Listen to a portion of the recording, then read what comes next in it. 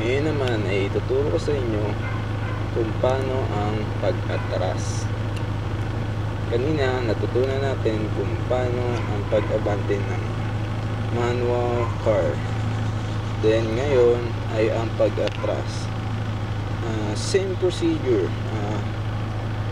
Clutch, then brake, then acceleration. First procedure ay clutch, parehas lang kanina.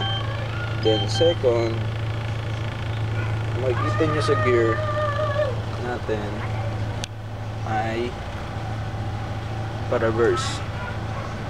Here's the reverse clutch, ay the gear. Now the same thing, dahan-dahan uli nating i-release ang clutch, and then dahan-dahan nating pipindot sa acceleration. And then ayan, na-atras na po tayo ngayon. Para pakita sa inyo, ito po, na-atras po tayo ngayon para pakita sa inyo.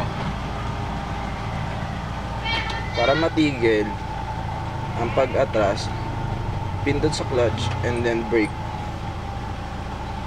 Tatandaan po uli natin na huwag po basta-basta tayong magbe-brake, kasi po pag ginawa po natin yun, mamamatay ang ating makina.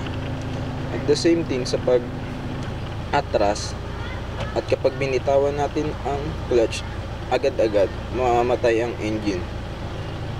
Sample, yun, namatay ang ating engine. At masama yun kung palaging ganun ang mangyayari. So that's the reverse manual